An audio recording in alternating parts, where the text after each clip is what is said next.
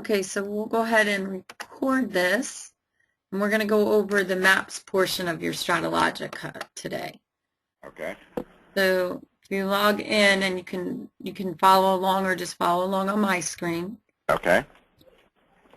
But your icon, when you go in, just click your maps.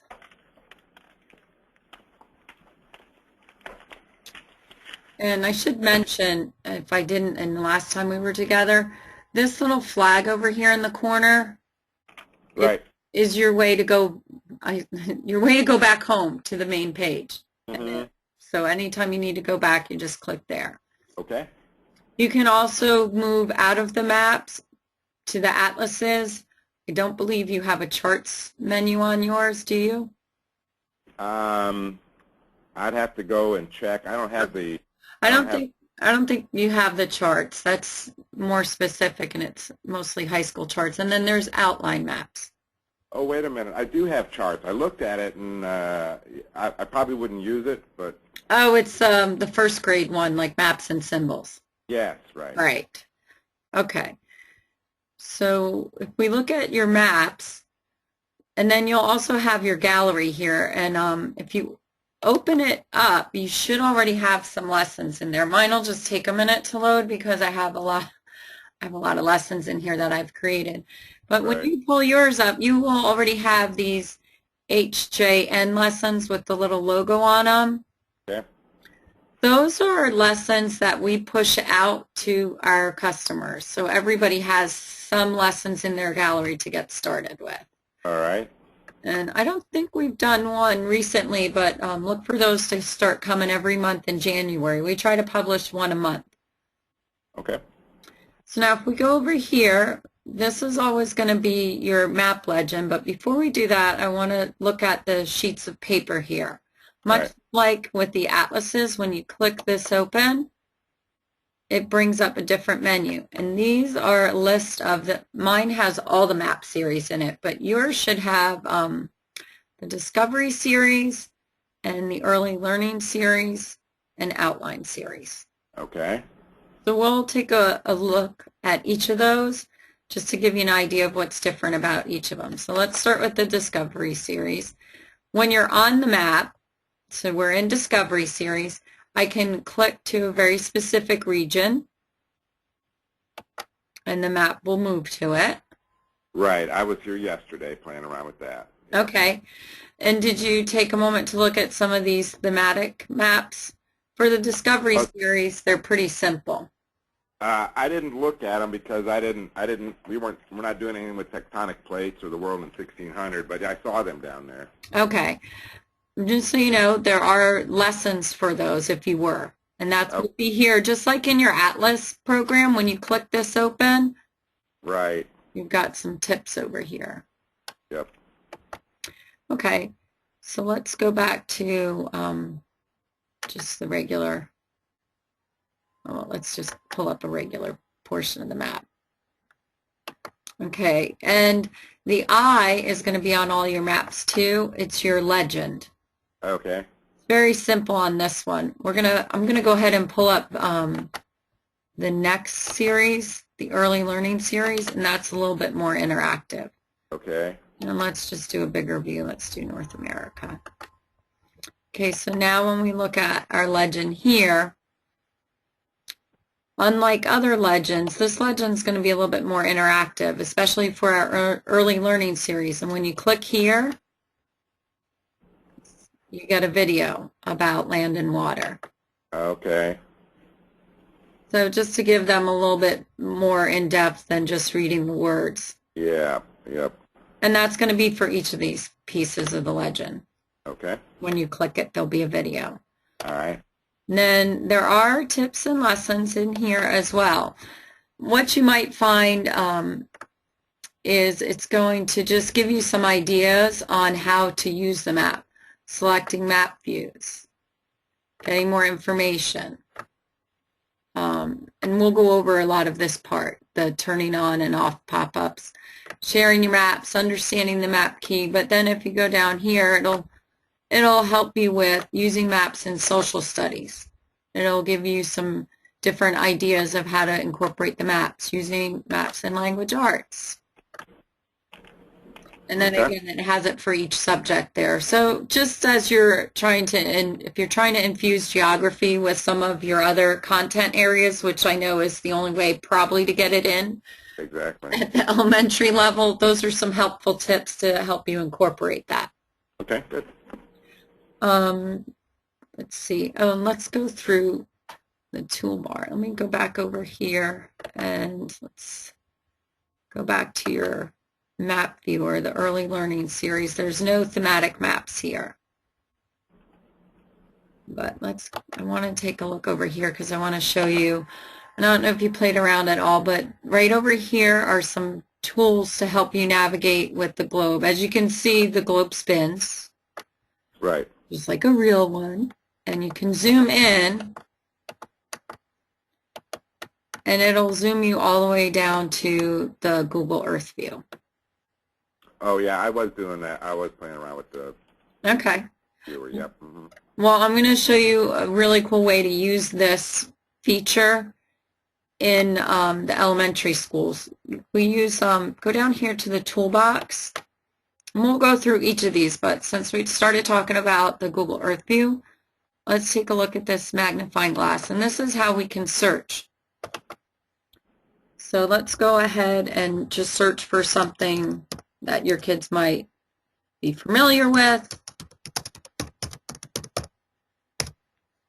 And just to give you an idea of how it pulls up. So what I like about this, using this feature, is it's great. It's got the 3D views here. And you can go even down further to the street level. You can adjust your settings here. Realistic 3D buildings. You see how that changed it? I didn't see where you went to Do this? Okay, let me undo it. yeah. Right here, this little gear down here at the bottom. Okay. When we click that open, we can do realistic 3D buildings. Gotcha. And I'll show you some of the other features of it next, but what I want to also show you is it actually makes the statue a lot more lifelike. See, and then you can go in and have a different view of it right there than Right. what we were doing before, because now it looks more like it, because as you can see, even the tips colored in like the flame. What I like about doing Google Earth this way, especially for elementary, is let's just stick one of these push pins. You see where I got that? Mm-hmm. This pop-up. Let's just click it right here, and I'm just going to label this Statue of Liberty. Now, I'm going to make this relevant for the students, because now let's zoom all the way out. Because what I like about this is everybody can search for a place in the world, but by using this tool, we can now explain where that place in the world is, which is a very important concept at any level, but particularly for the elementary level. Yeah, yeah, good. So it kind of brings Google Earth to that more meaningful and more relevant interaction with the students. Yeah, nice. I just did, can we do something real quick? Sure. What would you like to do? We just read an article from our Time for Kids about the Great Lakes and the problems they're having with invasive species. Can we just do a search for the Great Lakes?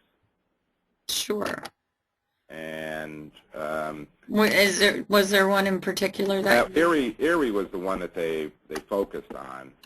Okay. But it would be nice to be able to show Zoom them in. Pacific Lake and then kind of zoom out to show them what it looks like in context with the other lake. So now we're going to zoom right into. Now here we are at Lake Erie. It just kind of brought us here. Here's a neat feature before we go to the Google Earth view. While we're here, let me show you this. This is your measurement tool. Did you see I clicked on this little Yep. map? So now I'm going to click here and whoops, and then I'm going to go all the way across. See how my distance changes? So now they know how long Lake Erie is. Okay, so yeah, there's some time lag here. Oh, okay. I didn't see how I did that? I mean, yeah, okay, here's my measurement tool down here at the bottom. that, Looks like a ruler, and it says distance.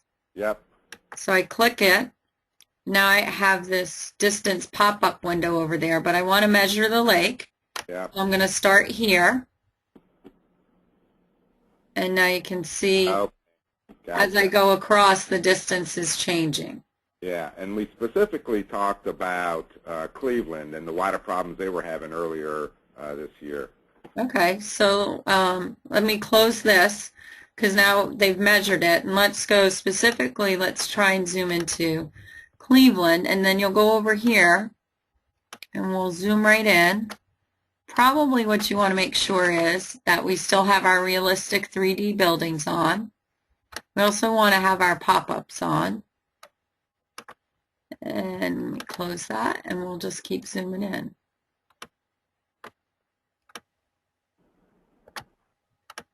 So here, I'm assuming you want to take a look at the water's edge. Yeah, yeah. Okay, and so now here we are in Cleveland, and we're going down to the water's edge. So now what you can do is you can really take a look at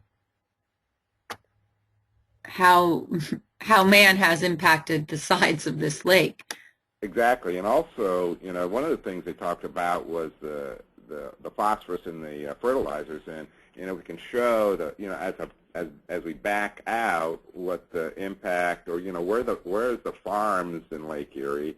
And, right. Well, and again, we can do this. We can put our little pop-up right here, and so we can call this Cleveland, but you don't necessarily have to because I think it will be on the map, but just so they can see where they were looking at, how it relates to the rest of Lake Erie, and then they can zoom back out here and see up here. You can kind of see, like you're talking about, the farmlands. You can see where your build out is. Yep, yep. And you can move it around. Yeah. And then you're back at your map view. Yep, good. Yep, I like it. Okay. So we've gone over how to find an area, how to measure, how to do the realistic 3D. Let me grab another region. Let me go over to Africa. And now that I'm in Africa, I want to show you, if I turn off these label pop-ups, turn off the labels. Okay, now I have a completely blank map. And why would I want to do that? So again, it was over here in the gears, and I just turned off these two pop-up items. Right. Well, perhaps you're doing a unit where you're studying Africa, or maybe you're studying Europe or Asia.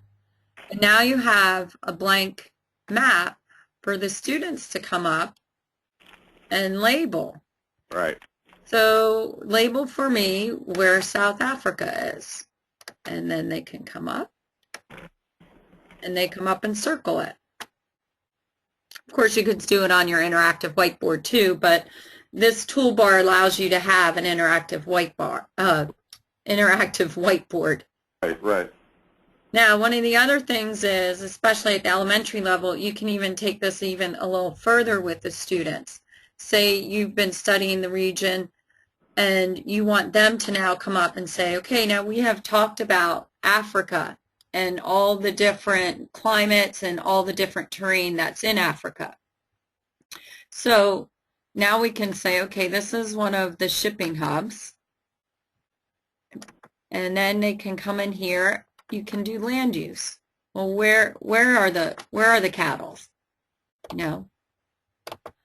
And so now you can start having the students really do some interaction with giving them, like I said, they have a blank map. They can be the cartographer now. Mm-hmm. So, and it's got lots of different symbols. There's transportation. You can do weather.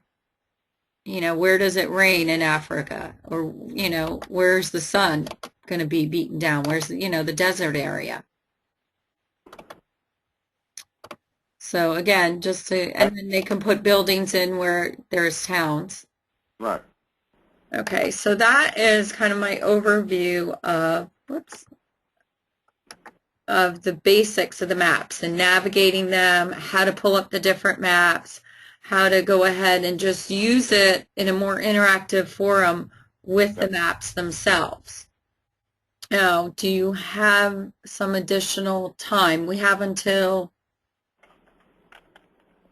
do you have until 10:30?